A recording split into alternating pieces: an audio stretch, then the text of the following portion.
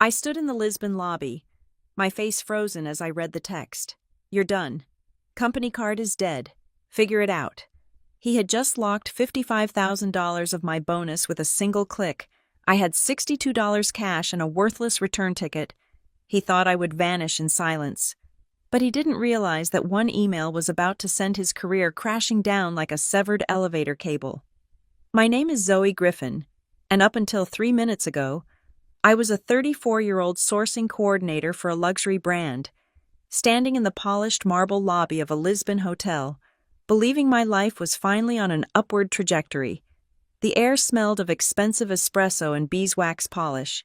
Tourists drifted past me with the easy, unhurried gait of people who knew exactly where they were sleeping that night. I was just one of them, or so I thought. Then my phone buzzed against my palm. It was not a notification email or a reminder about my flight. It was a text message. The preview flashed on the screen, and the words were so blunt, so violent in their simplicity, that my brain refused to process them at first. You're done. Company card is dead. Figure it out. The sender was Derek Halstead, my boss. I stared at the screen. The lobby noise, the clinking of porcelain cups. The low hum of conversation seemed to drop away, leaving me in a vacuum of sudden, cold silence. I tapped the screen, thinking maybe it was a joke. Derek had a cruel sense of humor, the kind that relied on making people squirm before he laughed. But there was no follow-up text. There was no, just kidding.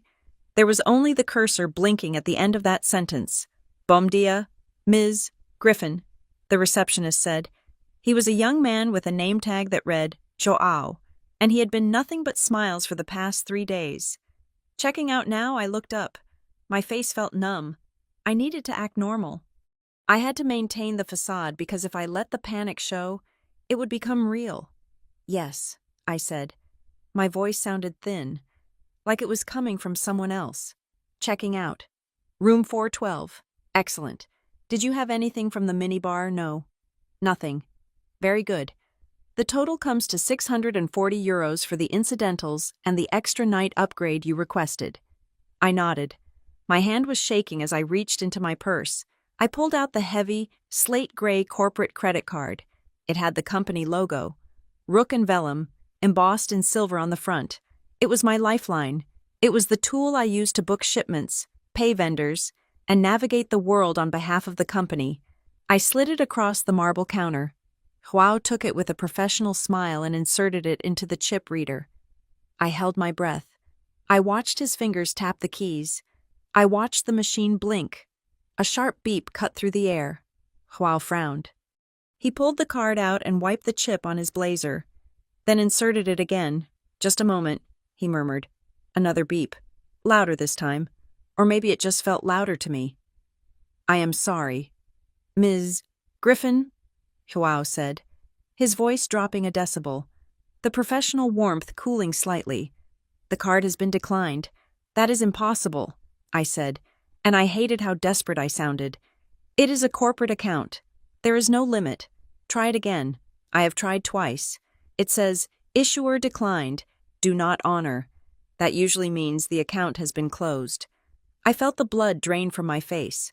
The text message was real. The company card is dead. Part wasn't a metaphor. Derek had actually killed the card while I was standing at the checkout counter, 4,000 miles away from home. Do you have another form of payment? Joao asked. He was no longer looking at me like a valued guest. He was looking at me like a liability. People in the line behind me started to shift their weight, impatient. I could feel their eyes boring into my back. I opened my wallet. I saw my personal debit card. I knew exactly what was in that account, enough to pay the electric bill back in Ohio and maybe buy groceries for a week. Definitely not enough to cover a luxury hotel stay in Portugal. I had $62 in cash tucked in the side pocket. I need a moment, I whispered. I stepped out of the line, clutching the dead plastic card in my hand. I walked over to a quiet corner near a large potted fern, my heart hammering against my ribs like a trapped bird. This could not be happening. I unlocked my phone again and went straight to the travel app. My flight was scheduled for tomorrow morning. If the card was dead, I needed to know about the ticket. I tried to log into the corporate travel portal. User suspended. Contact administrator. I stared at the red text. He had canceled my ticket. He had actually stranded me. But the real terror, the one that made my knees weak, was not the flight. I could figure out a flight. I could sleep at the airport if I had to. The real terror was the money I had been promised, the money I had earned. I opened the Comp Vault Rewards app. This was our internal bonus system. We didn't get paper checks for commissions anymore. Everything was digital, gamified, and supposedly instant. I had $55,000 sitting in that account. It was my retention bonus plus the performance payout for the Q3 sourcing miracle I had pulled off. That money was for Maisie. It was for her tuition. It was the down payment on a house where she wouldn't have to share a bedroom. The app loaded. The wheel spun. And then, the screen turned gray. Locked. Access revoked. Reason policy review. Balance available. 0. I gasped. A raw, ugly sound that drew a look from a woman sitting on a velvet sofa nearby. $55,000. Gone. Just like that. Derek hadn't just fired me. He had erased me. He had timed it perfectly. He knew I was checking out today. He knew I was vulnerable. He had waited until I was an ocean away to pull the plug, ensuring maximum damage and maximum isolation. My phone buzzed again. Another text from him. Don't embarrass us. Handle it quietly. I read the words twice. Handle it quietly. He was mocking me. He expected me to panic. He expected me to call him, crying, begging, asking what I had done wrong. He expected me to use my own meager savings to limp home, terrified and silent, grateful if he decided to unlock the funds weeks later in exchange for a non-disclosure agreement. He wanted me to be the scared single mother who needed the job more than she needed her dignity. I looked up at the ceiling, blinking back the stinging heat in my eyes. I refused to cry in this lobby. I refused to give him the satisfaction of a breakdown, even if he couldn't see it. I looked down at my bag. Sticking out of the top was a thick manila folder. Inside that folder was the contract for the Silva Atelier materials. It was the entire future of the Green collection. The company needed this. Without this cork leather, without the sustainable metal hardware from Mateo Silva's workshop, the entire upcoming launch would be a disaster. They had already pre-sold millions of dollars worth of inventory based on these samples, and I was the only one who could get Mateo to sign. Derek thought he had cut all my strings. He thought he had taken my shield and my sword. He thought I was just a stranded employee with $62 and a dead credit card. He forgot that I was the one holding the map. I looked at the folder. Then I looked at the dead credit card in my hand. I took a deep breath, inhaling the scent of polished wood and expensive lilies. The shaking in my hands stopped. A cold, hard clarity washed over me, replacing the panic. He wanted me to handle it quietly. Fine. Okay, I whispered to the empty air, my voice steady now. You want quiet? I will give you quiet. But first, let us play by the rules. I turned around and walked back toward the reception desk. I wasn't going to pay, but I wasn't going to run, either. I was going to start a war. To understand why standing in a Lisbon hotel lobby with $62 in my pocket felt like the end of the world. You have to understand the precarious math of my life. I was not a corporate shark. I did not come from money. I was the sourcing and vendor coordinator at Rook & Vellum, a title that sounded important on LinkedIn, but in reality meant I was the person who cleaned up the messes the executives made. My office was located in the back corner of our headquarters on the East Coast, far away from the floor-to-ceiling windows where the directors sat. My desk was a command center of sticky notes, time zone charts, and fabric swatches. I had been there for 5 years. In that time, I had learned that the fashion industry was not built on glamour. It was built on favors, panic, and the ability to keep a promise when everyone above you was breaking theirs. I was good at my job because I did not treat it like a transaction. I treated it like a relationship. I knew that the tannery manager in Italy had a daughter named Sophia who was struggling with algebra. I knew that the shipping coordinator in Vietnam did not check his email on Tuesday mornings because he was taking his mother to dialysis. I did not scream at vendors when shipments were late. I asked them how we could fix it together. I built a currency of trust that no budget line could quantify. My boss, Derek Halstead, did not understand this currency. Derek was 46 years old and smelled perpetually of sandalwood and aggressive ambition. He wore suits that cost more than my car, and he had a habit of leaning against my cubicle wall, crossing his arms, and delivering unsolicited life advice while looking over my head at his own reflection in the glass partition. He was the kind of man who thought leadership meant speaking the loudest. He hated it when I solved a problem he could not understand. He hated it even more when someone else noticed. I remember a Tuesday, 3 weeks before the Lisbon trip. I was eating a sandwich at my desk, trying to coordinate a zipper delivery from Taiwan, when Derek dropped a stack of files on my keyboard. "Zoe," he said, his voice carrying that patronizing lilt he reserved just for me. "We need to talk about your scope. You are getting bogged down in the minutiae again. You are just a coordinator. Stop trying to play strategy." I wiped a crumb from my lip. "The strategy relies on these zippers. Derek, if they do not arrive by Friday, the sample room shuts down." "That is what I mean," he said, shaking his head as if I were a slow child. "You think small. You are lucky to have a role here. Honestly, a company like Rook and Vellum usually looks for candidates with a more polished pedigree, but I stick my neck out for you because I know you need the paycheck." He let the words hang there. He knew exactly where to hit. I needed the paycheck because of Maisie. Maisie was 7 years old, a whirlwind of missing teeth and tangled hair, and she was my entire world. Her father had checked out of the picture before she was out of diapers, leaving us with nothing but silence and a few unpaid bills.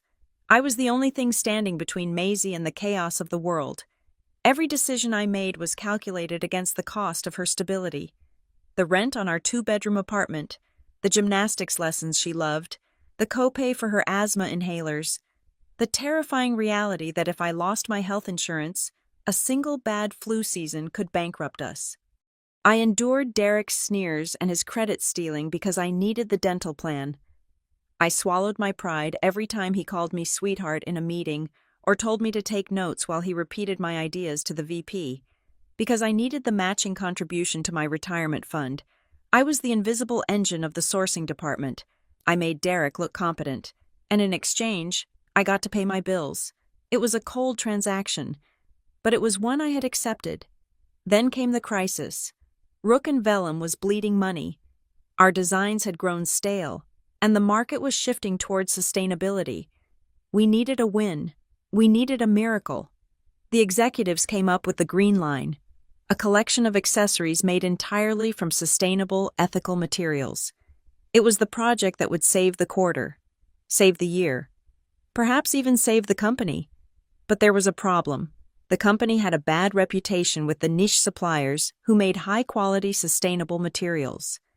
We had a history of paying late and canceling orders at the last minute. The artisans we needed, the ones who made cork leather that looked like calfskin, or recycled brass that didn't tarnish, did not want to work with us. Derek had tried to secure a contract with Silva Atelier, the premier material supplier in Portugal, and he had failed. He had tried to bully them with volume projections and big corporate words. They had stopped answering his emails. That was when he turned to me. "They are being difficult," Derek had said, tossing the file onto my desk. "Go to Lisbon. Fix it. Use your little charm offensive or whatever it is you do. Just do not come back without a signature." He did not send me because he respected me. He sent me because he was desperate, and he knew I was the only one who could get Matteo Silva on the phone. I had spent 2 years exchanging holiday cards with Matteo. I knew he was proud of his olive grove. I knew he valued honor over profit. "This is a big opportunity for you, Zoe," Derek had told me, his eyes gleaming with something I should have recognized as malice. "The bonus structure for this project is significant. $55,000 if you lock it in before the quarter ends. Think of what you could do for that kid of yours with that kind of money." He dangled the number in front of me like a carrot before a mule. $55,000. It was more than just a bonus. It was a safety net. It was a year of rent. It was a college fund for Maisie. It was the freedom to breathe for the first time in a decade. I looked at him, And for a moment, I saw the trap. But I also saw Maisie's face. I saw the worn-out tires on my sedan. I saw the bills piled on the kitchen counter. "I will get the signature," I had said. "Good girl," Derek had replied, tapping my desk. "Just remember your place. You are there to facilitate. I am the one running the show." I flew to Lisbon with the weight of the company on my shoulders and the promise of that money in my heart. I spent 2 weeks in the dusty, sun-drenched workshop of Silva Atelier. I sat with Matteo and his wife, Inés. I drank their coffee. I listened to their fears about corporate giants crushing their family business. I promised them, looking them in the eye, that I would personally oversee their account. I gave them my word, not as an employee of Rook and Vellum, but as Zoe Griffin. I built the bridge that Derek had burned, and back in the States, Derek was watching the progress reports, seeing the green lights, and realizing that his coordinator was about to become the hero of the quarter. He realized that if I came back with that contract, the board would ask why they needed a director of sourcing who couldn't source, when the single mom in the back corner could do it better. I did not know it then, but my competence had signed my death warrant. So, as I stood in that lobby, the memories of the last 5 years flooded back. I thought of every time Derek had interrupted me, every time he had dismissed my concerns about vendor fatigue. I thought of the late nights I had spent fixing his spreadsheets while he was at happy hour. I thought of the way he looked at me, like I was a piece of office furniture that had suddenly started to talk. He thought he could crush me because I was dependent on him. He thought that by cutting off the money, he was cutting off my oxygen. He thought that a mother with a child to feed would be too terrified to fight back. He was right about the fear. I was terrified. My heart was pounding so hard I could feel it in my throat. But he was wrong about the reaction. I was not just a coordinator. I was a mother who had been fighting for survival since the day Maisie was born. I knew how to stretch $1, how to negotiate with landlords, and how to spot a liar from a mile away. Derek had mistaken my silence for weakness. He had mistaken my patience for submission. He had pushed the one person who knew exactly where the bodies were buried, and he had done it while I was holding the shovel. I looked at the phone in my hand, reading his message one last time. Handle it quietly. I closed my eyes and pictured Maisie. I pictured the life I wanted for her. Then I pictured Derek, sitting in his ergonomic chair, smelling of sandalwood, thinking he had won. The fear began to harden into something cold and sharp. I was done being the victim. I was done being the quiet, grateful employee. If he wanted a war, I would bring him a war, and I would do it with the exact tools he had mocked me for my attention to detail, my relationships, and my memory. I opened my eyes. I was ready. The warning signs were not explosions. They were quiet, bureaucratic erasures that happened so frequently I almost stopped noticing them. It started with the slide decks. 2 months before the Lisbon trip, I spent an entire weekend building a comprehensive vendor risk assessment for the board meeting. I color-coded the geopolitical risks, calculated the tariff implications for our Asian supply chain, and drafted a contingency map that was, frankly, a work of art. I emailed the file to Derek on Sunday night. The subject line was, Griffin Q3, Risk Assessment Final. On Monday morning, I sat in the back row of the conference room, clutching my notepad, ready to answer technical questions. The lights dimmed, the projector hummed to life. The title slide appeared on the screen, 10 feet tall. Strategic Sourcing Overview, and in the bottom right corner, in bold, sans serif font, presented by Derek Halstead. I blinked. I leaned forward.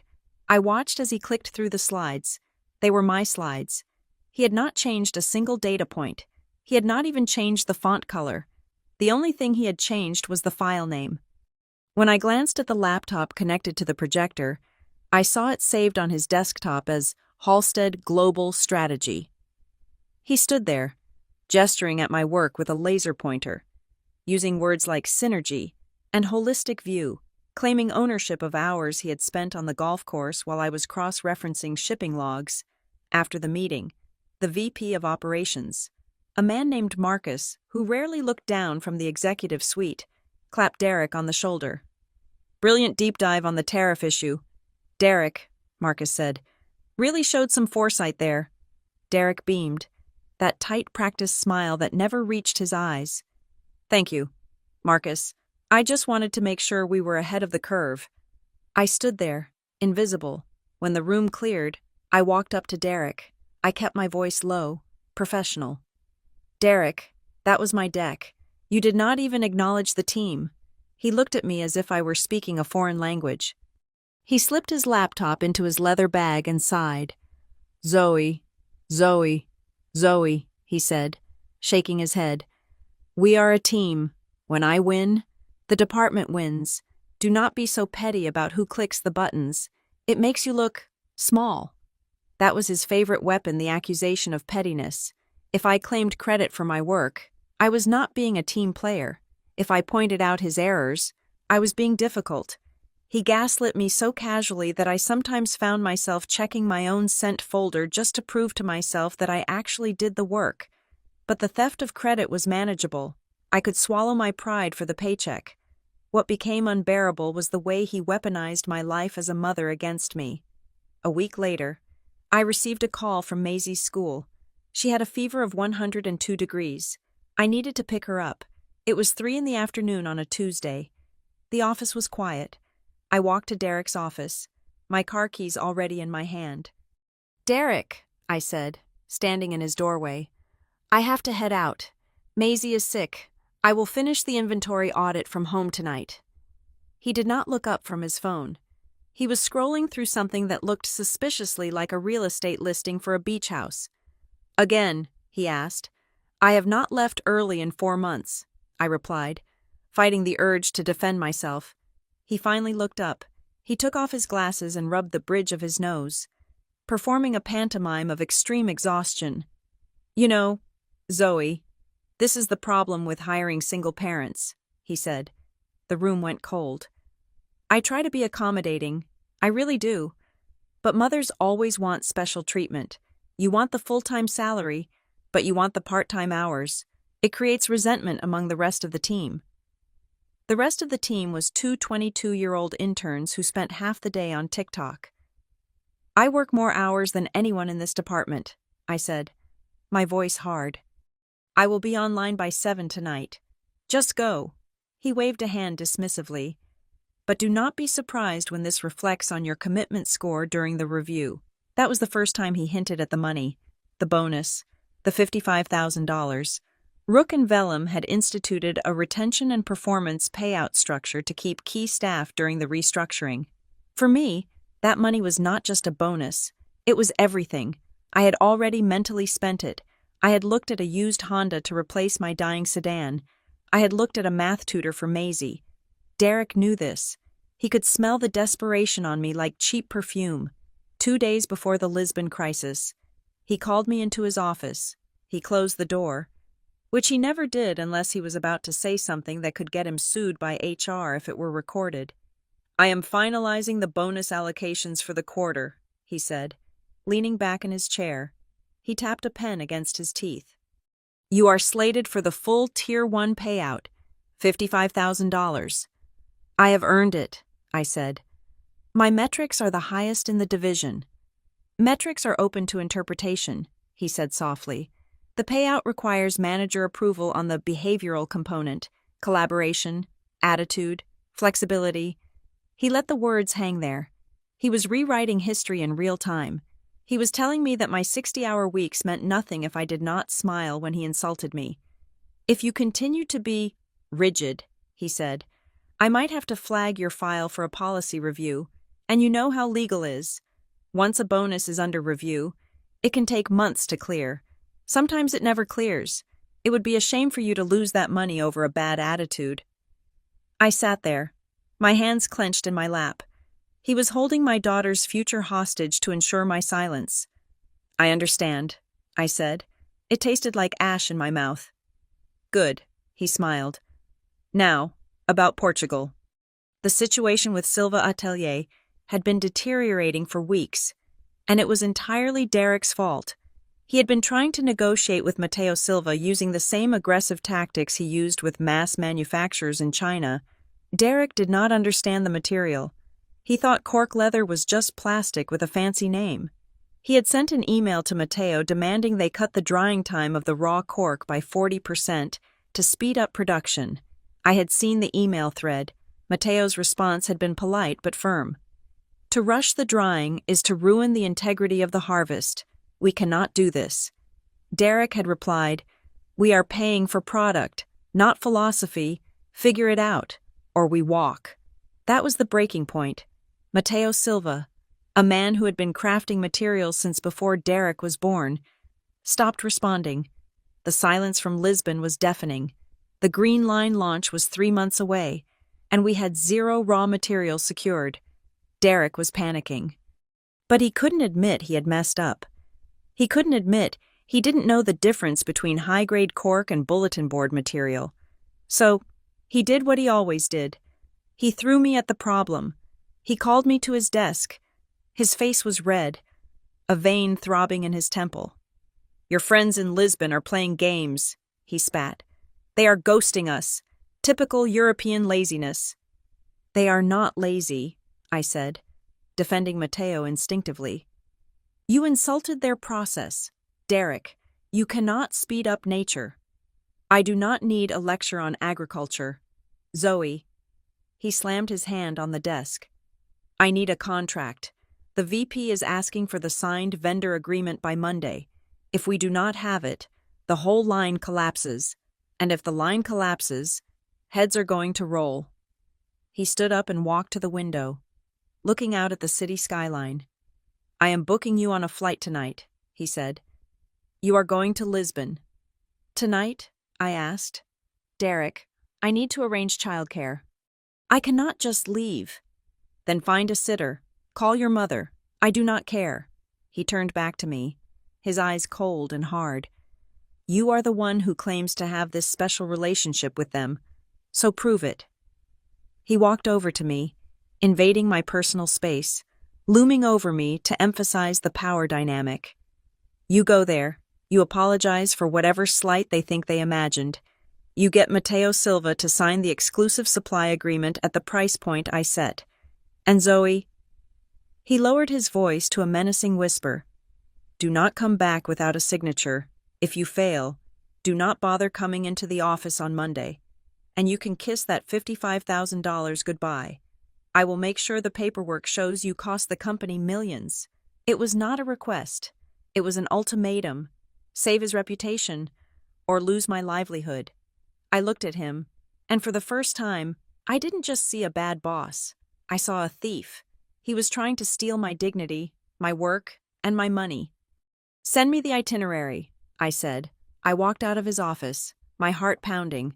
I called my neighbor to watch Maisie. I packed my bag. I got on the plane. I was going to fix his mess, just like I always did. But as the plane took off, watching the lights of the city fade below me, I realized something had shifted. I wasn't doing this for Rook and Vellum anymore. I was doing it to secure that bonus, to get what was mine, and then maybe, just maybe, to find a way out. I didn't know then that he never intended to pay me. I didn't know that while I was in the air, he was already drafting the paperwork to terminate me the moment the contract was safe. He sent me to Lisbon to finish the job so he could execute me professionally once the gun was empty. But he made one mistake. He assumed I was just a tool. He forgot that tools, in the right hands, can dismantle the entire machine. The bus ride from Lisbon to the Alentejo region was a 3-hour journey through a landscape that shifted from urban sprawl to rolling plains of golden wheat and gnarled cork oaks. It was not the air-conditioned executive transfer Derek would have booked. It was a local bus, smelling faintly of diesel and dried herbs, filled with people heading home from the city.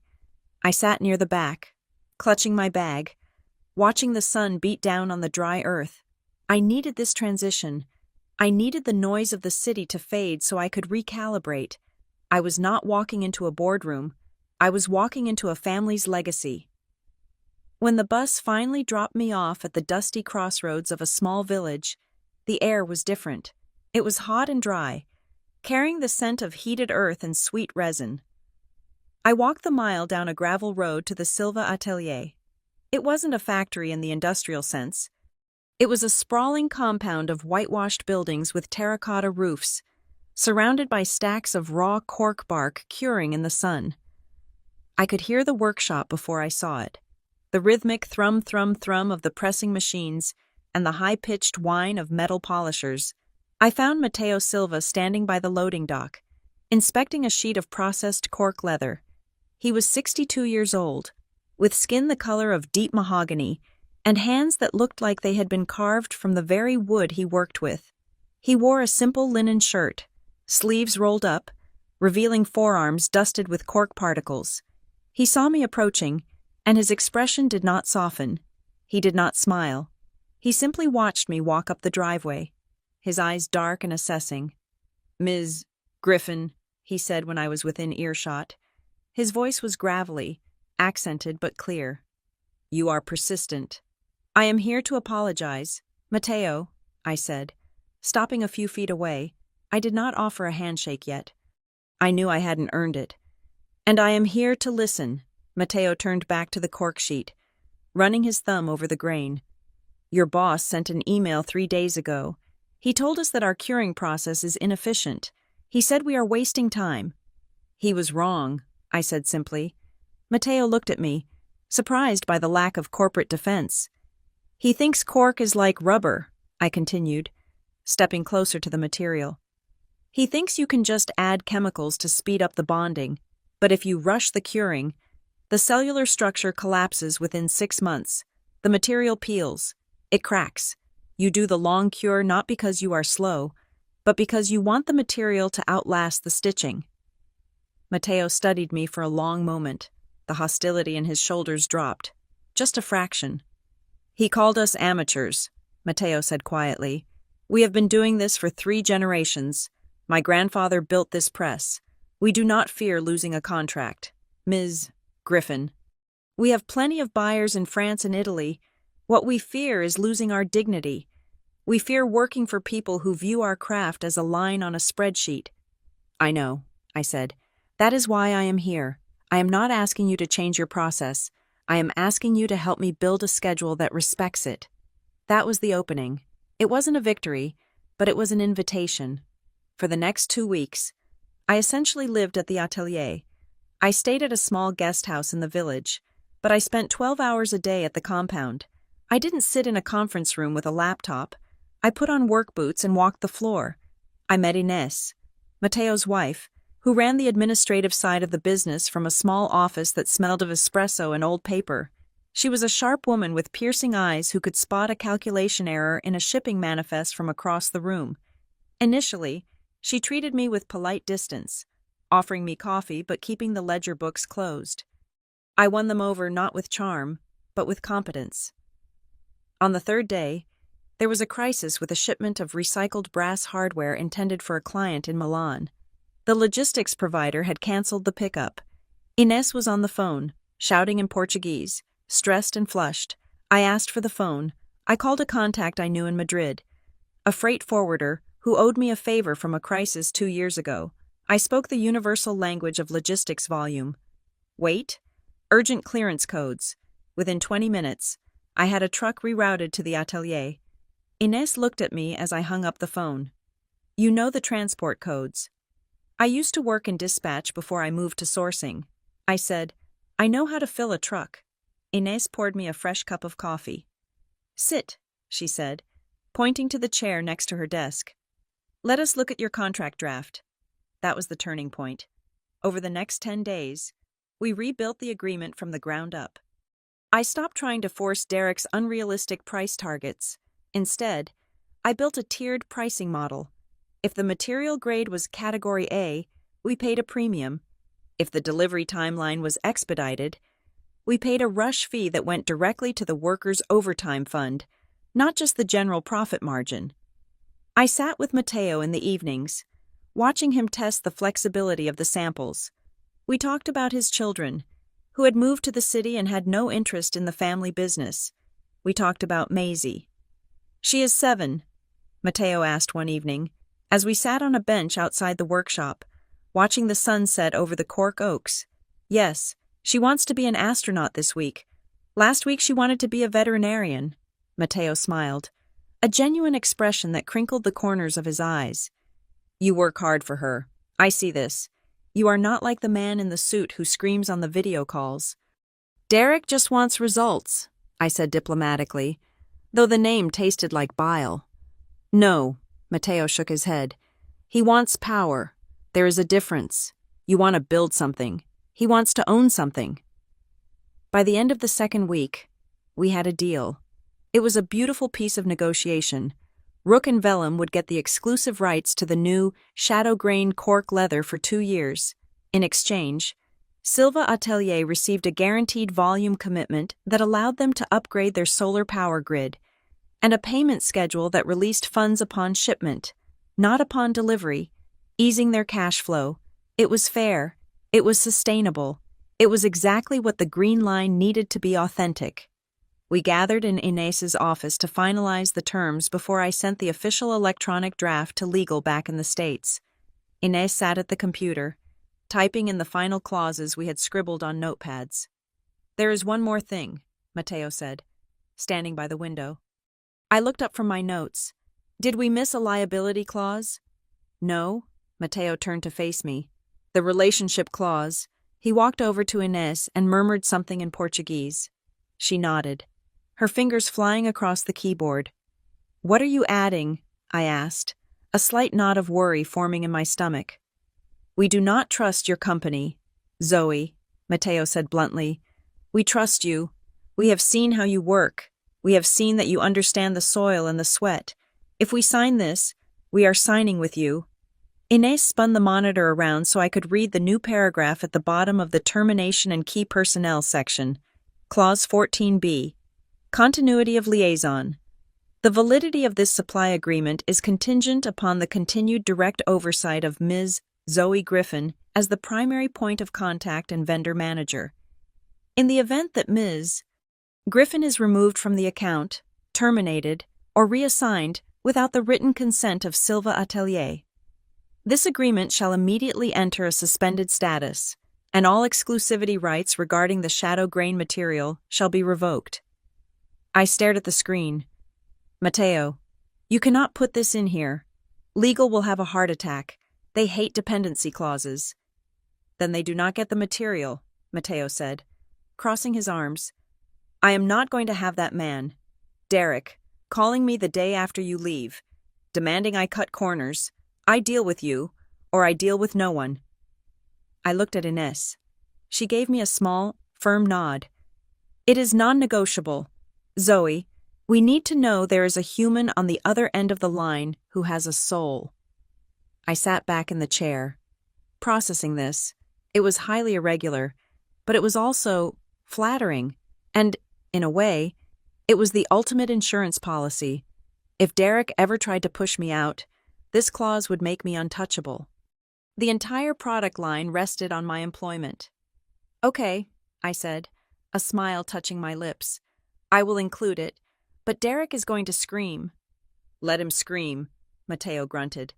He is 4,000 miles away. You are here. We finalized the document.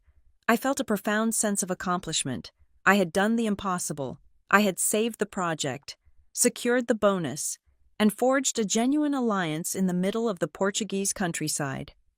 I walked back to my guest house that night under a sky crowded with stars, feeling lighter than I had in years.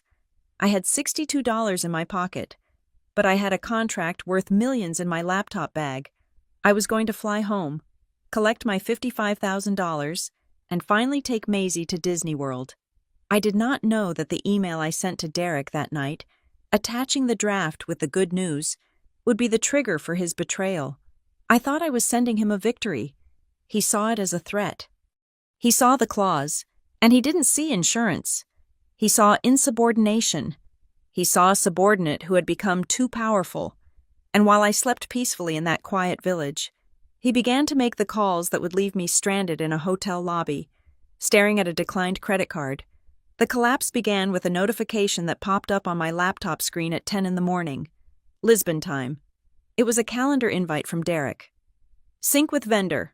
Final terms. My stomach tightened. We were scheduled to sign the contract the following day. The terms were settled, the pricing was locked, the clause protecting my involvement was inserted. There was absolutely no reason for Derek to join a call now, especially not an impromptu one. He had spent the last 2 weeks ignoring my detailed status reports, and now, at the finish line, he wanted to jump in. I walked into Ines's office, where Matteo was already sitting with a cup of espresso. "Derek wants to speak with you," I said, trying to keep my voice neutral. "He wants to offer his personal congratulations before the signing." Matteo raised a skeptical eyebrow, but gestured to the chair. "Put him on the screen." I opened my laptop and connected to the conference bridge. Derek's face filled the screen. He was sitting in his office in New York. The skyline blurred in the background. He looked fresh, rested, and completely detached from the reality of the work I had been doing. "Good morning, team," Derek boomed, his voice too loud for the small, acoustically resonant office. Or should I say, "Bom dia"? He pronounced it badly, butchering the vowels. Matteo did not smile. "Good morning, Mr. Halstead," Matteo said with dignity. "Please, call me Derek," he said, waving a hand dismissively. "Zoe tells me we are close to a deal. I just wanted to step in and make sure we are all looking at the big picture. Sometimes Zoe can get a little lost in the weeds of the spreadsheets. Right?" He laughed.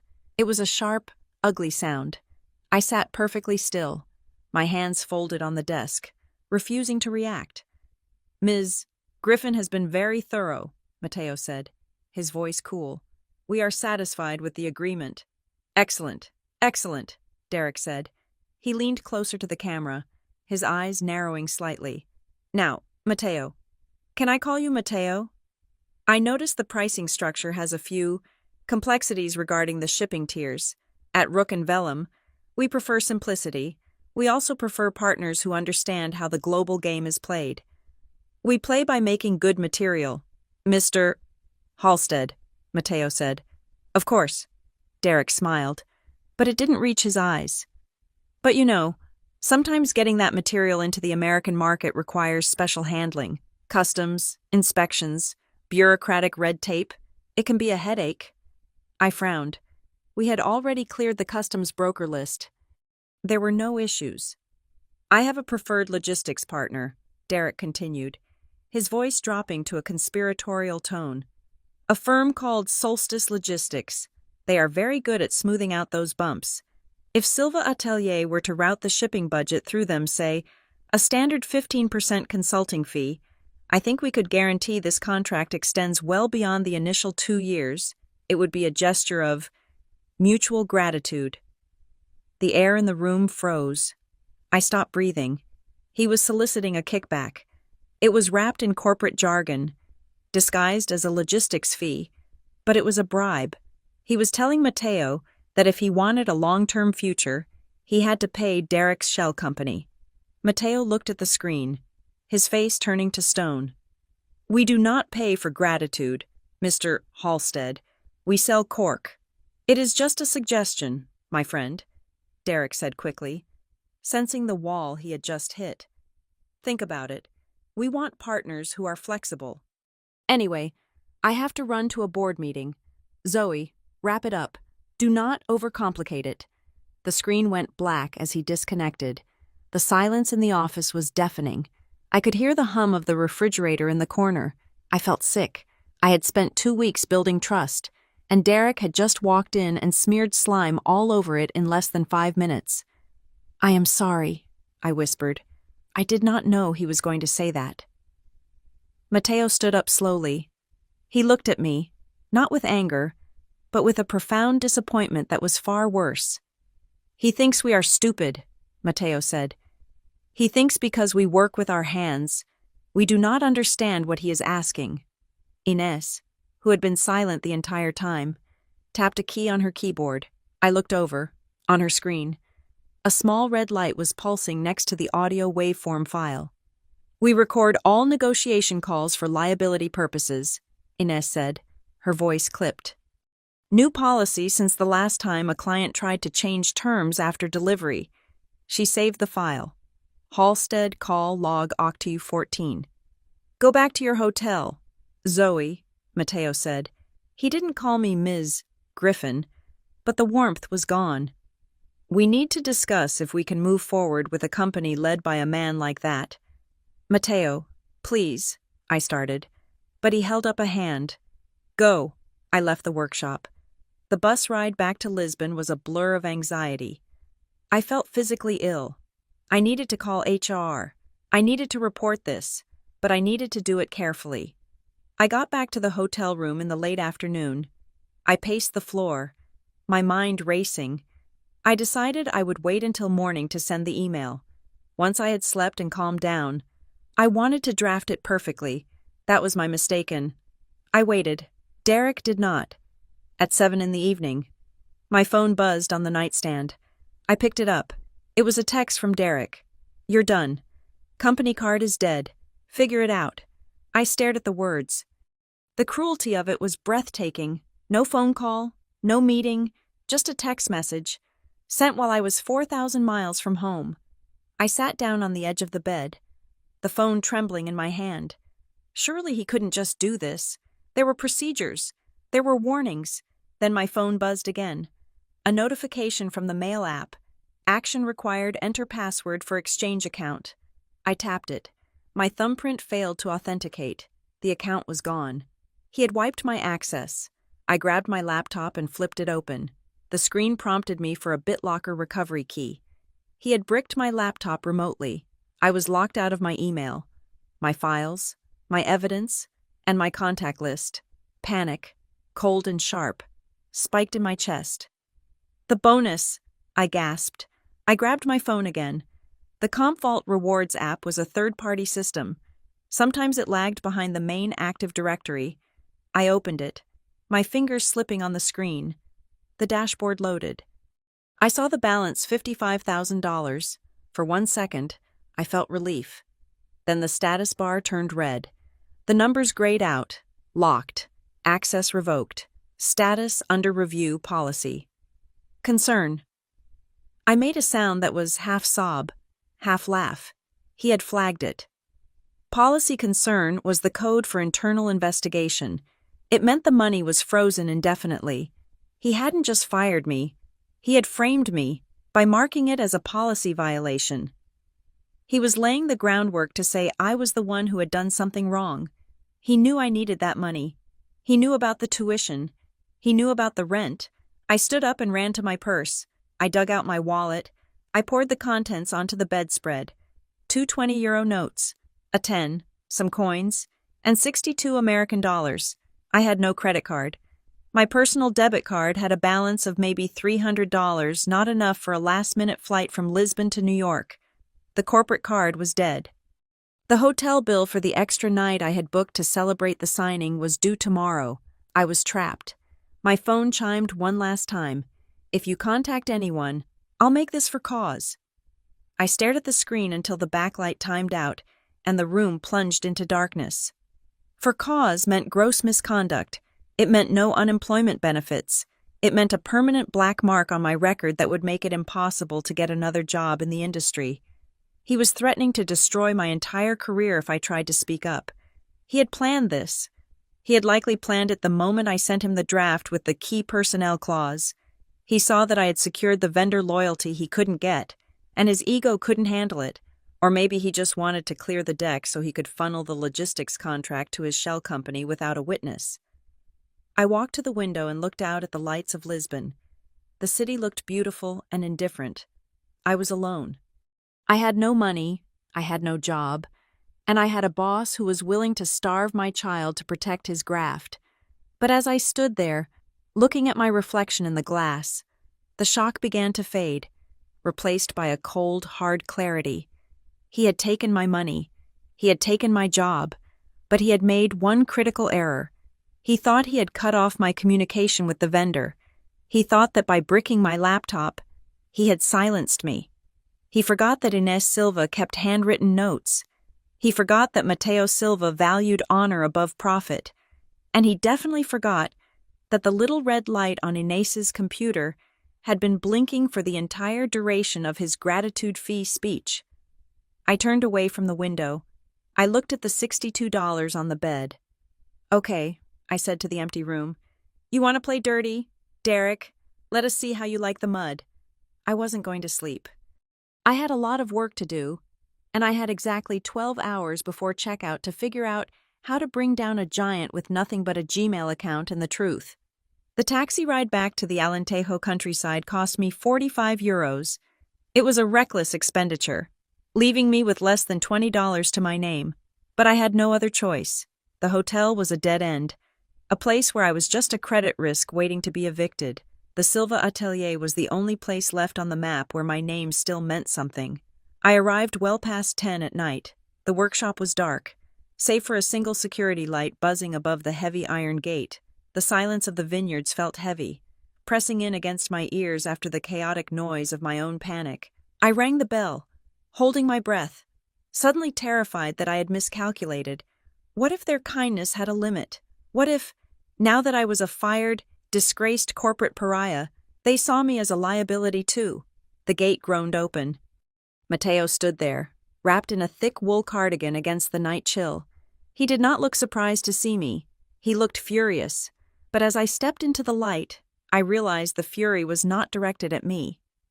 His jaw was set hard, his eyes dark with a simmering indignation. He didn't offer a platitude. He didn't say he was sorry. He simply stepped aside and gestured for me to enter. The guest room is made up, he said, his voice rough. Inés is heating soup. That was it. No questions, no judgment. Just the immediate, practical acceptance of a family taking in a stray. Inside the small kitchen attached to the main office, the air smelled of kale and chorizo. Inés was at the stove, stirring a pot. When she turned to look at me, her expression mirrored Mateo's. There was no pity in her eyes. Pity is soft.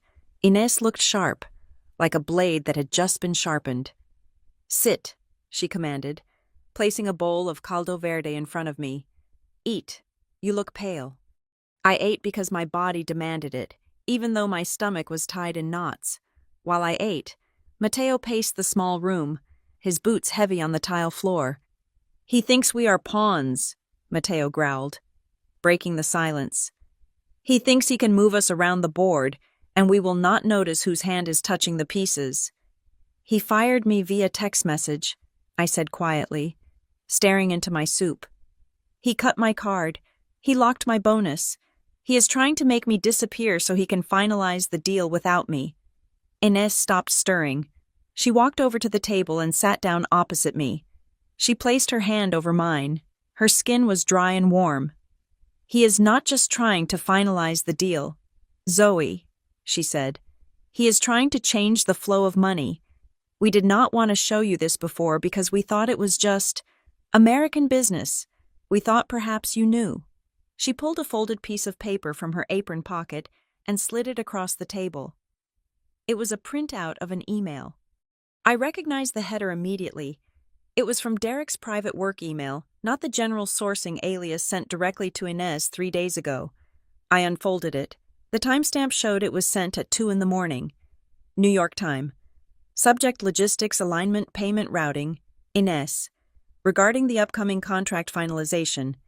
As we move to the execution phase, please note that all shipping and logistics handling fees, calculated at 15% of the gross invoice, must be routed through our approved partner. Solstice Executive Services. This is a separate line item from the material cost. I have attached their routing number in the Cayman Islands for your finance team. Please ensure this is set up before the final signature. Let us keep the invoicing clean. No need to CC the coordination team on this specific administrative detail. They get confused by the tax implications. I read it twice. The room seemed to tilt. Solstice Executive Services, I whispered.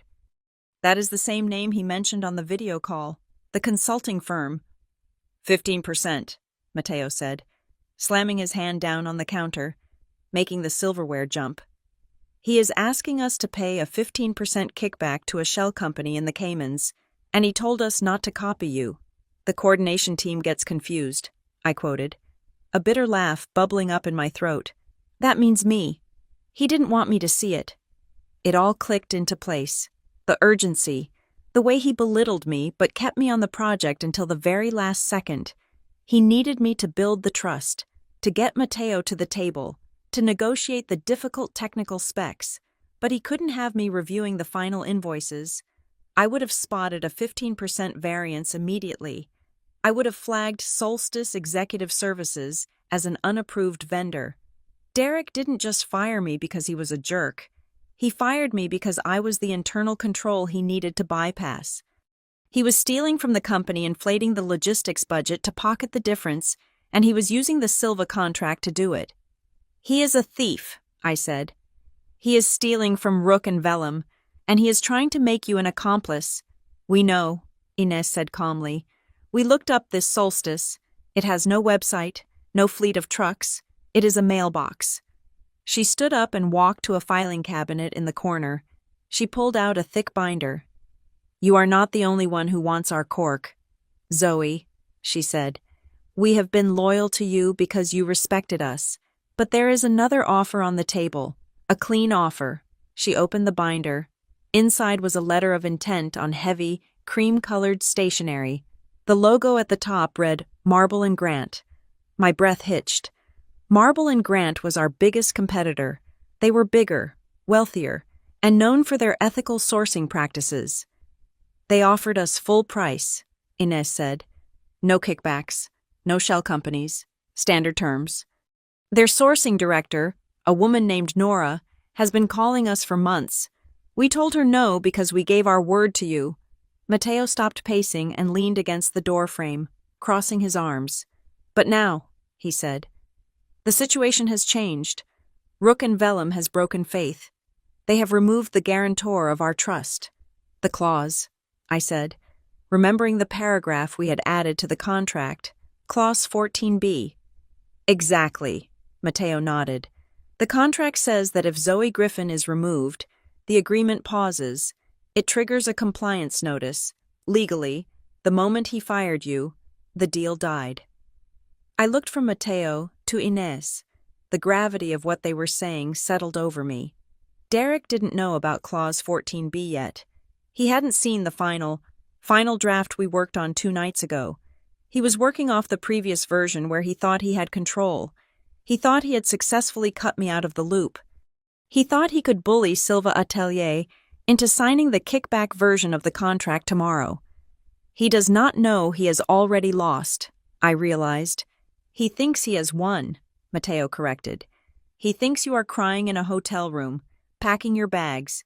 He thinks tomorrow morning he will call me, tell me you were let go for performance issues, and bully me into signing his corrupt deal.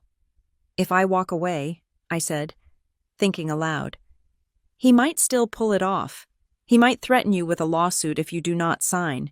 He has expensive lawyers. He could bury a small workshop like this in litigation for years. He could, Inez admitted. Or we could sign with Marble and Grant tomorrow and let him sue a billion-dollar corporation. But then I lose, I said softly. If the deal goes to Marble and Grant, Rook and Vellum loses the materials. My company fails the launch. Derek will blame it on me. He will say I incompetently managed the relationship and drove the vendor away. He will keep my $55,000 locked forever. I will be the scapegoat. Matteo pulled out a chair and sat next to me. So do not be the scapegoat, he said. Be the hunter. He tapped the email printout. You have the evidence of the bribe. You have the recording of the call. You have the contract clause that proves he violated the terms of the agreement by firing you. And, Inez added, her eyes gleaming, you have us. We are not just witnesses. Zoe, we are the leverage. I looked at the papers scattered on the kitchen table. The soup had gone cold. I realized then that Derek's arrogance had created a perfect storm. He had assumed I was isolated. He had assumed the Silvas were simple country folk he could intimidate. He had assumed that by cutting off my money, he cut off my power. But power in this world isn't just about credit limits. It is about information. It is about loyalty. I cannot just go home, I said, my voice steadying. If I go home quietly, he spins the narrative. I have to strike first, and I have to strike hard. We will help you, Matteo said. But you must be precise. If you miss, he destroys you. I know, I said. I looked at Ines. Can I use your internet? He bricked my laptop, but I can access my cloud storage from a secure browser if I have the recovery codes I wrote down in my notebook. Use the desktop in the office, Ines said. It is secure. I stood up. The exhaustion was still there, heavy in my bones, but the adrenaline was rising to meet it. I wasn't just fighting for a bonus anymore. I was fighting for the truth. One more thing, I said, pausing at the door.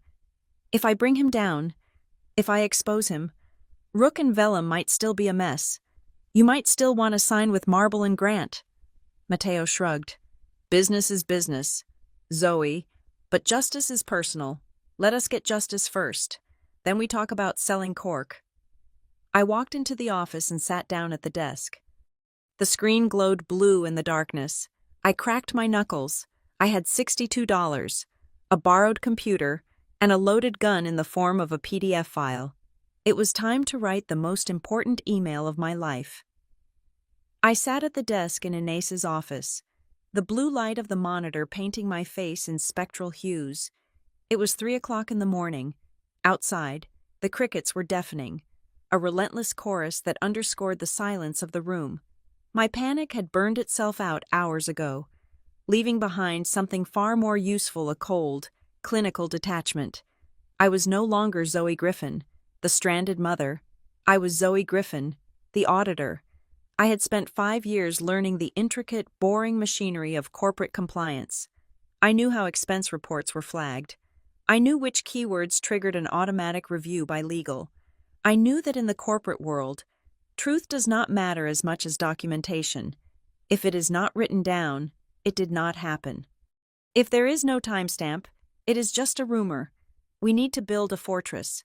I told Ines, who was sitting in the armchair behind me, nursing a fresh cup of coffee. Derek expects me to send an emotional rant. He expects me to scream about fairness. If I do that, HR will file it under disgruntled former employee and bury it. So what do you give them? Ines asked. I give them a liability so radioactive they have no choice but to handle it with hazmat suits. I started with the timeline. I opened a blank document and created a table. I did not use adjectives. I used timestamps. October 2nd. Assigned Lisbon contract negotiation by Derek Halstead. October 14th, 10 a.m. local time. Verbal instruction from Halstead to finalize terms. October 14th, 7 p.m. local time.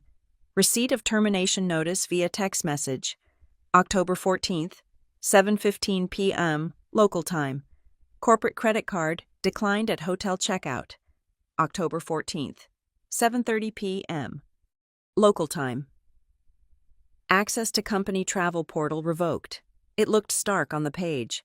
A clear, linear progression of events that painted a picture of premeditated abandonment. Next, I needed the financial smoking gun. I pulled up the screenshots on my phone, the only device I had left. I looked at the image of the CompVault app. The grayed-out text reading locked. Access revoked was damning, but the timestamp was the key. Look at this, I said, pointing at the screen. He locked the $55,000 exactly 12 minutes after he sent the firing text. But the policy manual, which I memorized, thank God, states that a policy concern review requires a formal written investigation to be opened before funds are frozen. He did it backwards. He froze the money to punish me. Then he will manufacture the cause later. That is retaliation, and retaliation is illegal. I uploaded the screenshot to the secure cloud folder I had created.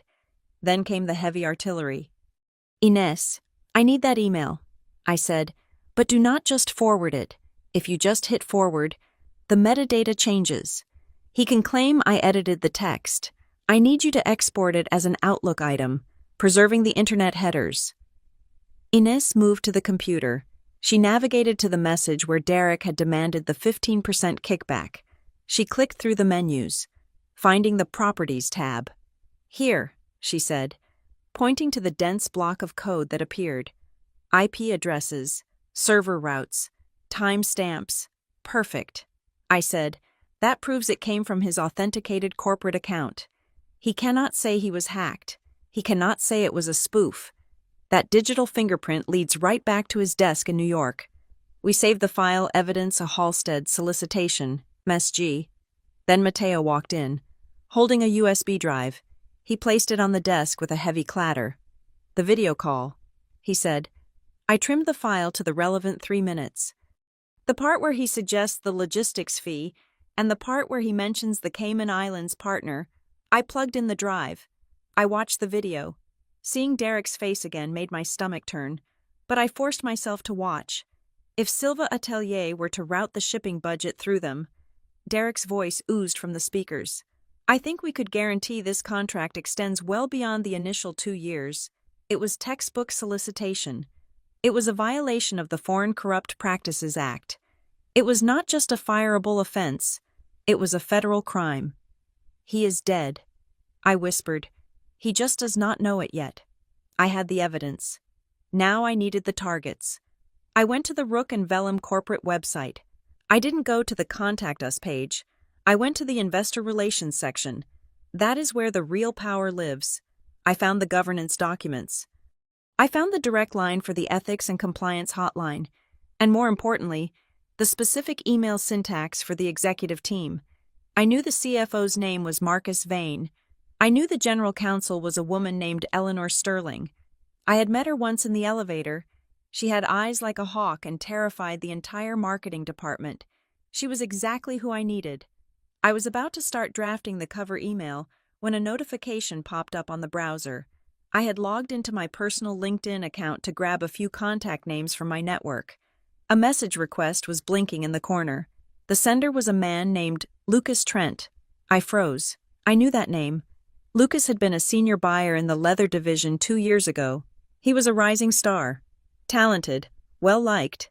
Then, abruptly, he had resigned. The rumor mill said he had stolen samples and sold them on the side. Derek had been the one to announce his departure. Shaking his head and talking about disappointing lapses in integrity, I clicked the message. Zoe, I see you are in Lisbon, and I see Derek just posted about streamlining operations in Europe. If you are going through what I think you are going through, do not let him bully you. He did it to me in Milan. He stranded me, locked my commission, and told me he would blacklist me if I talked. I walked away because I was scared. I have regretted it every day for 2 years. If you have the proof I didn't have, burn him down. I stared at the screen, a chill running down my spine. It wasn't just me. It was a pattern. Derek was a predator who used isolation and financial terror to silence his victims. Lucas had been the test run. I was the refinement. I typed a quick reply. I have the proof. Watch the news. This message was the final steel beam in my spine. I wasn't just fighting for my bonus or my reputation anymore. I was fighting for Lucas. I was fighting for every person Derek had crushed on his climb to the middle. I turned back to the blank email draft. Okay, I said, cracking my knuckles. Here we go. I typed the recipients in the blind copy line first, just to be safe. Eleanor Sterling, General Counsel, Marcus Vane, CFO, Ethics Hotline, HR Director, Subject line urgent, whistleblower report, financial malfeasance, vendor bribery, and retaliatory termination. Zoe Griffin. I did not write Dear Sirs. I wrote to the Board of Directors and Compliance Committee. I began to type. I am writing to formally report a serious violation of the Company Code of Conduct and federal law regarding the conduct of Derek Halstead, Director of Sourcing. On October 14th, while on official company business in Lisbon to secure the Silva Atelier contract, I was summarily terminated via text message immediately following my refusal to facilitate an unapproved financial routing scheme suggested by Mr. Halstead.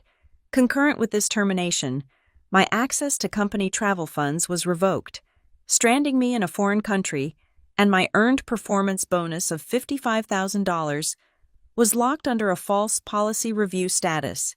I assert that these actions constitute immediate and severe retaliation intended to coerce my silence regarding the following facts. I listed the facts. 1.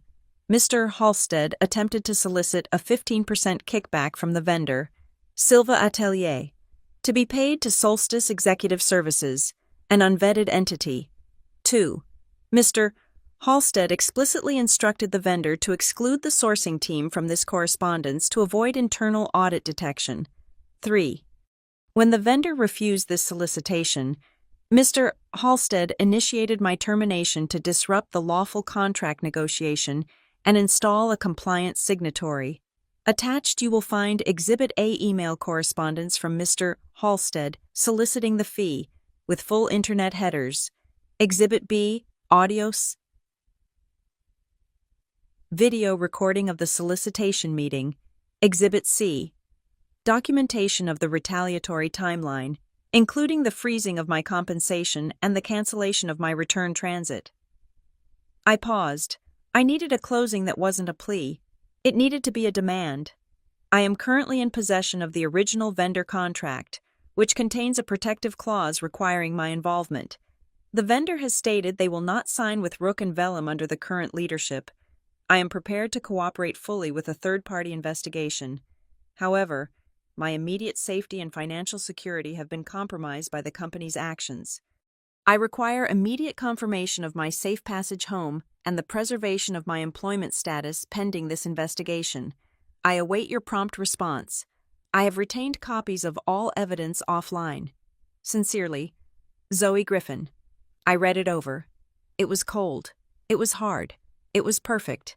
You are going to send that to the General Counsel, Inez asked. Reading over my shoulder, I am going to send it to everyone. I said, I am lighting a flare in the middle of a powder keg. My finger hovered over the send button. I thought about the $62 in my wallet. I thought about the fear in my stomach when the card declined. I thought about Derek's smug face on the video call. I didn't feel fear anymore. I felt the recoil of the gun before I even pulled the trigger. I clicked send. The screen refreshed. Message sent. I sat back in the chair and exhaled. A long, shaky breath. The digital packet was flying through the undersea cables, bouncing off satellites, racing toward the sleeping servers on the east coast of the United States.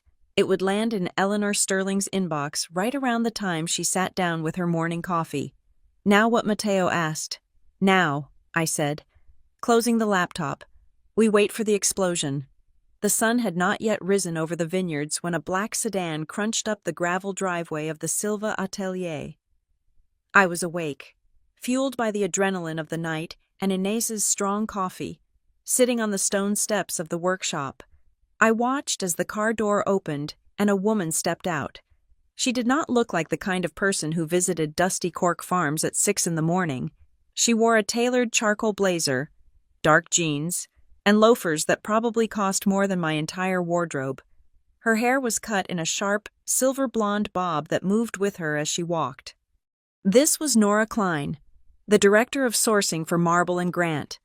Mateo had called her. He had told her that the deal with Rook and Vellum was dead, and that if she wanted to talk, she had to come now, and she had to talk to me. I stood up, brushing the dust from my pants. I expected her to look at me with the same dismissal Derek always did, the look that said I was just a coordinator, a middleman, an obstacle. But Nora Klein did not look at me like that. She stopped a few feet away, took off her sunglasses, and studied me with an intensity that made me want to straighten my spine. Zoe Griffin, she said.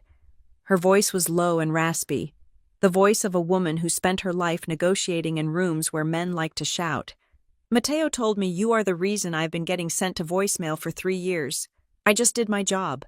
I said, crossing my arms. No. Nora shook her head. Walking closer. Doing your job is sending emails and updating spreadsheets. What you did was build a fortress around this family so tight that even my best offers could not breach it. I offered them 20% above market rate last year. They turned me down because they said they had a relationship with Rook and Vellum. I assumed that meant they had a relationship with the VP. But it was you. She looked around the quiet workshop, where the early morning light was just hitting the stacks of raw cork. I have an MBA from Wharton, Nora said, turning back to me. I have a team of 12 analysts, and I was beaten by a single mom with a $62 bank balance. I need to know how you did it. It was not a challenge. It was a genuine question. I looked at her. I thought about the answer Derek would have wanted. He would have wanted me to say I used leverage, or pressure, or volumetrics. I listened. I said, Mateo and Inés are not a factory. They are artists. When I came here, I did not talk about profit margins. I talked about the soil. I talked about how the harvest affects the texture. And when Inés told me her grandson was sick, I remembered to ask about him the next week. I did not treat them like a vending machine. I treated them like people. Nora stared at me for a long moment. That is it. That is your secret strategy. Common decency. In this industry, I said, common decency is a scarce commodity. That makes it valuable. Nora let out a short, sharp laugh. You are right. It is. She reached into her bag and pulled out a leather folio. She opened it and pulled out a checkbook. I am not going to waste time. Zoe, Mateo showed me the clause. Clause 14b. If you are gone, the contract is void. That makes you the most valuable asset in this entire transaction. She uncapped a pen. I know Derek Halstead, she said, the name dripping with professional disdain. I know he stranded you. I know he cut your cards. That is his style. He burns people to keep himself warm. I am offering you a consultant contract with Marble and Grant, effective immediately. She held the pen over the check. I can write you in advance right now. $5,000, $10,000. Whatever you need to get home, get your daughter, and get stable. We will fly you back first class. You bring the Silva account to us, and we will give you a permanent position as senior vendor manager. $75,000 a year to start. My heart skipped a beat. $75,000. It was $20,000 more than I made at Rook and Vellum. It was safety. It was Maisie's tuition. It was a flight home today, away from this dust and this fear. All I had to do was say yes.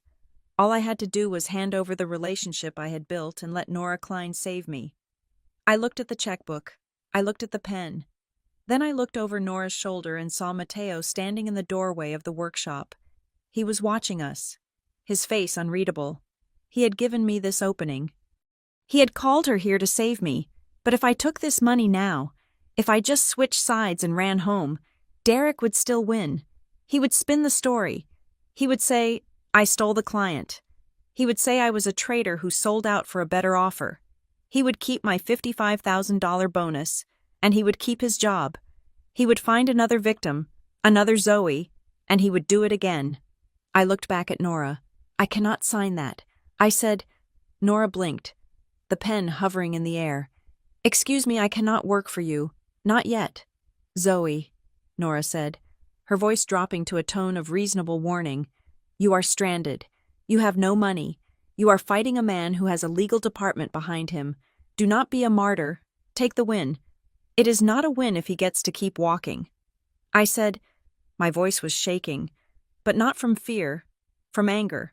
If I sign with you now, I am just a corporate raider. I am just doing what he accused me of. I am not running away. Nora. I am going to finish this properly. How Nora asked. He has the power. No. I said, he has the title. I have the truth. And I have the evidence. I took a step closer to her. I'm going to take him down. I am going to expose the kickbacks, the bribery, and the retaliation. I am going to make sure that when I walk out of Rook and Vellum, there is a crater where his desk used to be. And once that is done, once my name is clear and my money is released, then we can talk about a job. Nora stared at me. For a second, I thought she was going to be angry. I thought she was going to pack up her checkbook and leave me in the dust.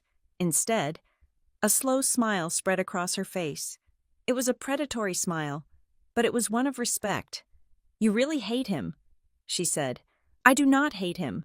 I corrected. I just refuse to let him be right about me. He thinks I am weak because I am a mother. He thinks I will take the scraps he leaves. He is wrong.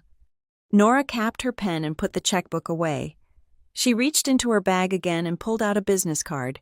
She handed it to me. Handle your business. Zoe, she said, burn him down.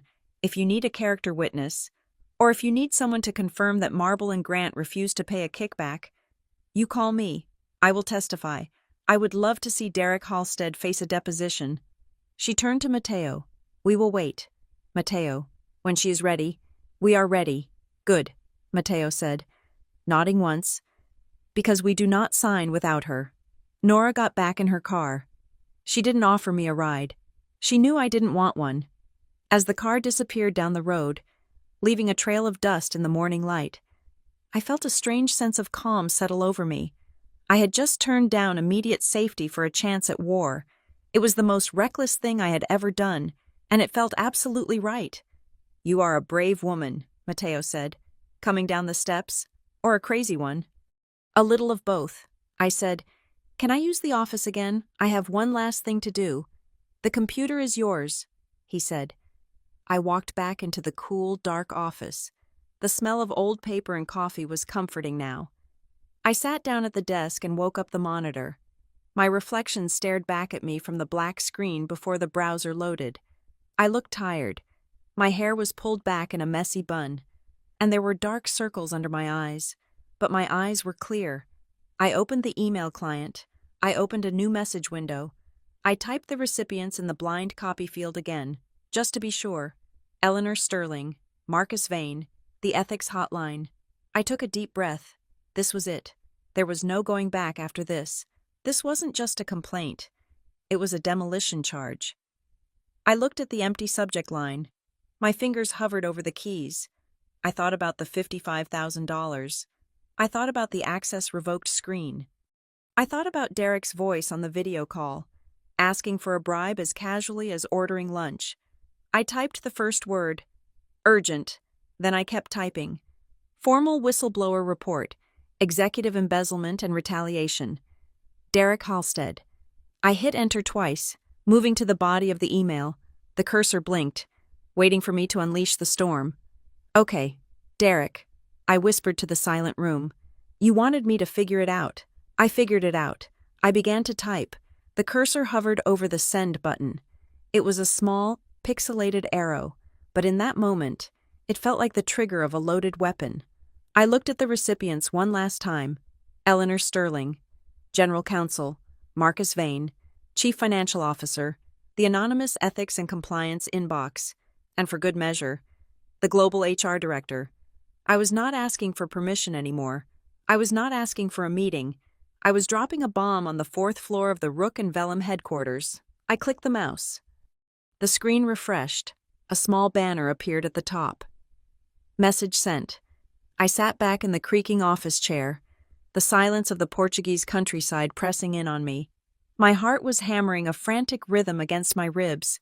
I had just bypassed my boss, accused a director of federal crimes, and threatened the company with legal action, all from a borrowed computer in a Cork farm. It is done, I said to Matteo and Inés, who were standing behind me like sentinels. Now we wait, Matteo said, but I did not have to wait long. The email I had crafted was a masterpiece of brevity. I had stripped away all the emotion, all the adjectives, all the I feel statements. It was a bulleted list of undeniable facts, designed to terrify any corporate lawyer who read it. Subject: urgent whistleblower report. Derek Halstead. Financial malfeasance and retaliation. To the Executive Committee, I am writing to report immediate and severe misconduct by Director of Sourcing, Derek Halstead. 1. I was terminated via text message at 7 p.m.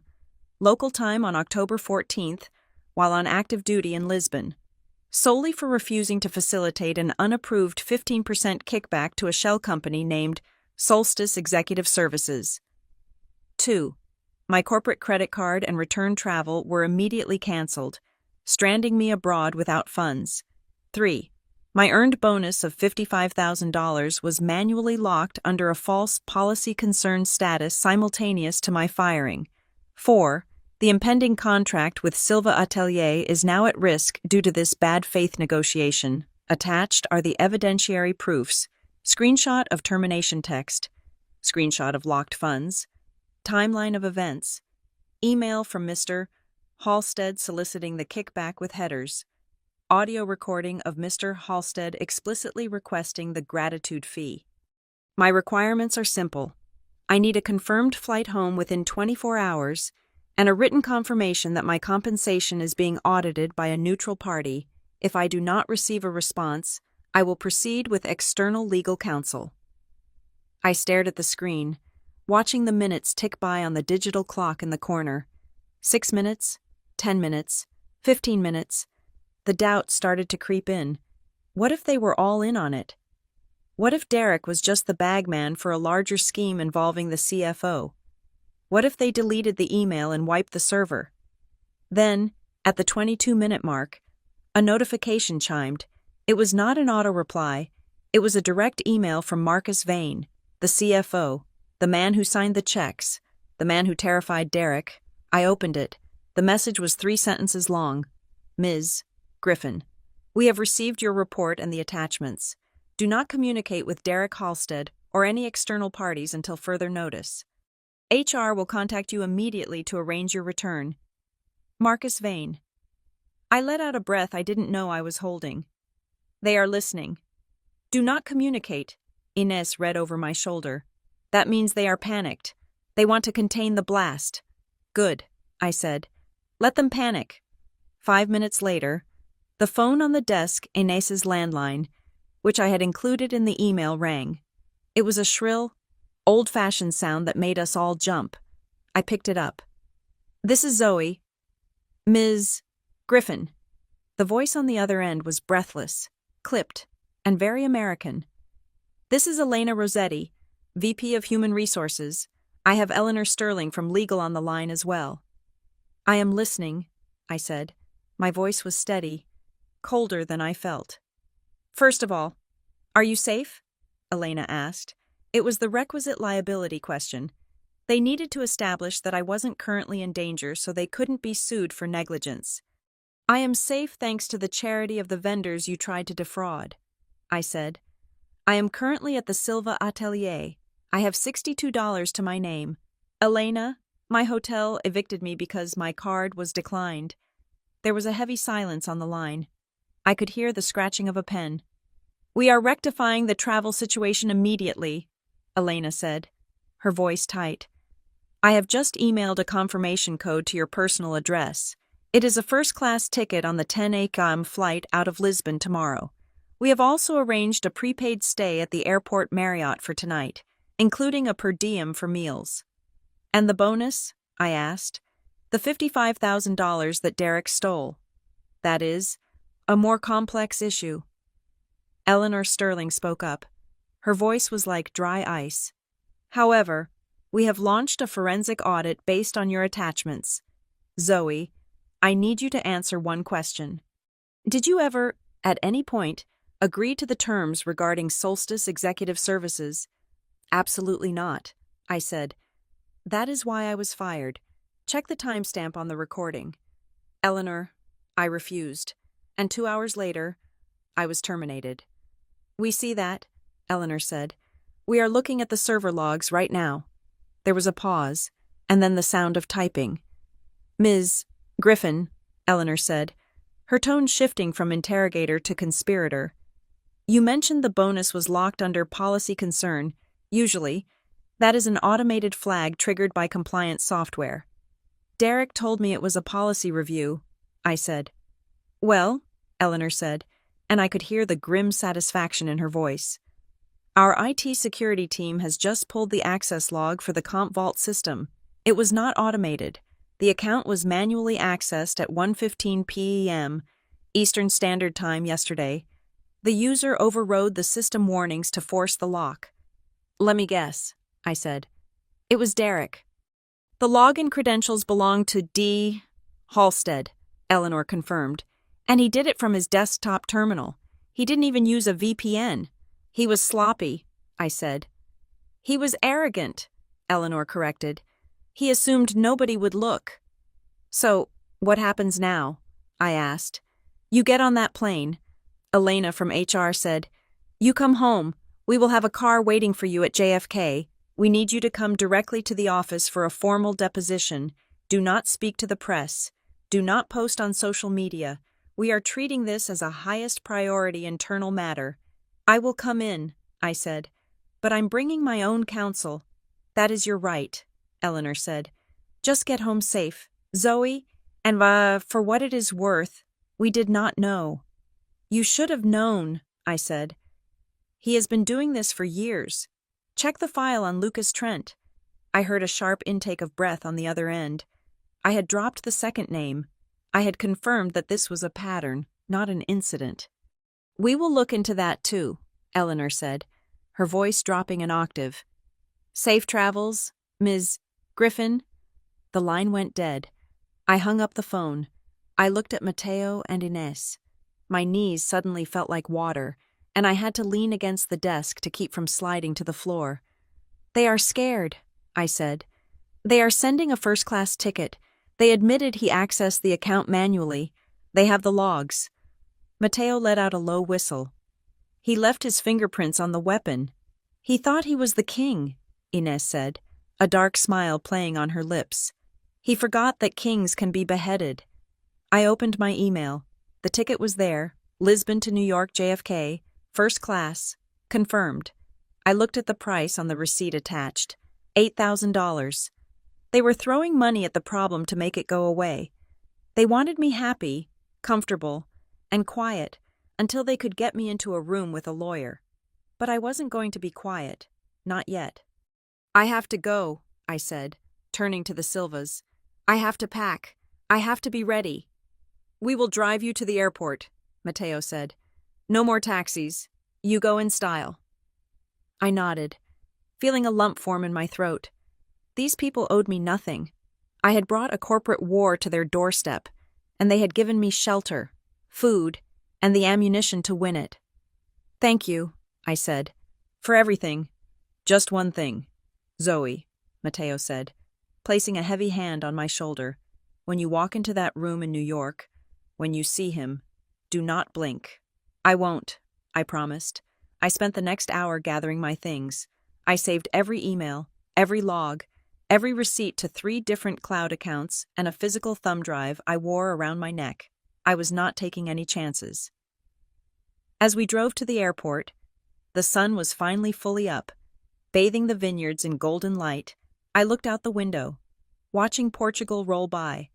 I had arrived here a terrified employee desperate for a bonus. I was leaving as a witness for the prosecution. My phone buzzed.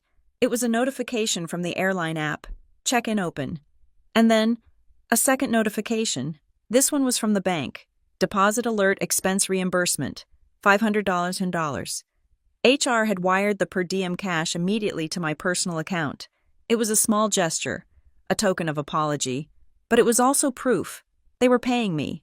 They were acknowledging me. Derek was 4,000 miles away, probably waking up in his penthouse, drinking his expensive coffee, thinking he had gotten away with it. He probably thought I was crying in the Lisbon airport, begging for a standby seat. He had no idea that I was coming for him in seat 1A. With the general counsel of the company waiting on the tarmac, the dominoes had started to fall, and the first one had just hit his desk. The car that picked me up at JFK was not a taxi. It was a black Lincoln Continental with tinted windows and a driver who held the door open for me. I sat in the back, watching the gray skyline of Queens roll by. Clutching my bag, I was wearing the same clothes I had worn for 2 days, but I no longer felt like a refugee. I felt like a witness arriving for a sentencing. When I walked into the Rook and Vellum headquarters, the atmosphere was brittle. The receptionist, usually chatty, went silent as I passed. She knew, everyone knew, in the corporate world, the silence before an execution is always the loudest sound in the building. I was ushered directly to the executive conference room on the 40th floor.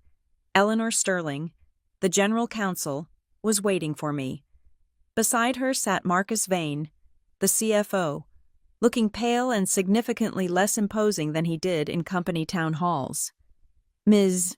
Griffin, Eleanor said, standing up. She did not offer a hand. She offered a seat. Thank you for coming in directly from the airport. I wanted to see this through, I said, sitting down. We have completed the preliminary forensic audit based on the data you provided, Eleanor began, her voice devoid of emotion. It appears your instincts were correct. We cross-referenced the routing number for Solstice Executive Services. It is not an independent logistics firm. It is a shell entity registered in the Cayman Islands to a holding company with a single beneficiary. She slid a piece of paper across the mahogany table. Derek Halstead, I read aloud. Technically, his brother-in-law, Marcus Vane interjected, rubbing his forehead. But the digital trail connects Derek to the account creation. He has been funneling 15% of the shipping costs from 3 different European vendors into this account for 18 months. We are talking about theft in the range of $400,000. And he tried to make me the accomplice for the Silva contract, I said. Yes, Eleanor said. And because you refused, he retaliated. At that moment, the heavy oak doors opened. Elena Rossetti from HR walked in, looking flustered. He is on the phone with Matteo Silva right now, Elena said. He is trying to force the signature. He does not know Zoe is here. He does not know we have the logs.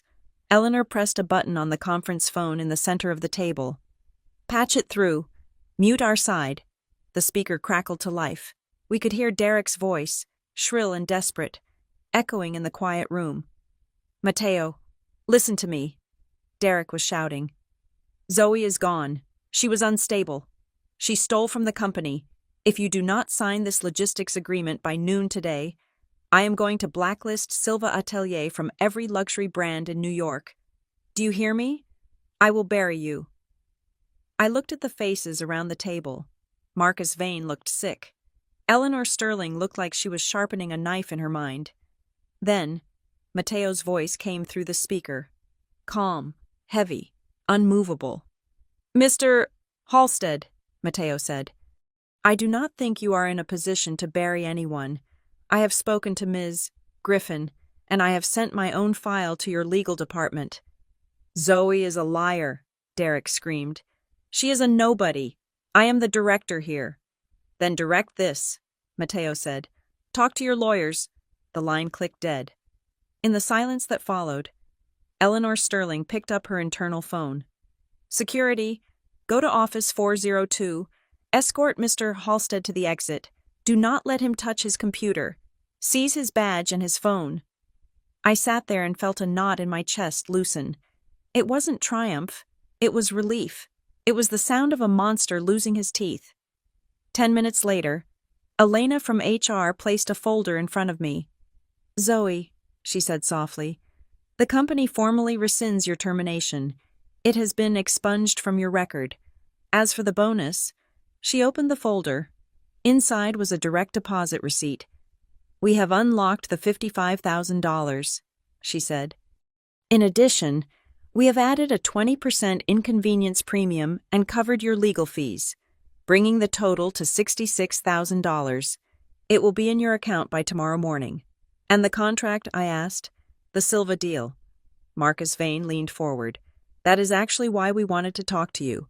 Matteo Silva has made it clear he will not sign with us unless you remain the point of contact. We want to offer you a promotion. Senior sourcing manager. A 20% raise. We need you to fix this. Zoe, we need you to save the green line. I looked at them. I looked at the panicked executives who had only cared about me when I became a threat. They thought money could fix the fact that they had let a predator run wild in their department for years. I am sorry, I said, standing up, but I am not your emergency exit. Zoe, please, Marcus stammered. We can discuss the salary. It is not about the salary, I said.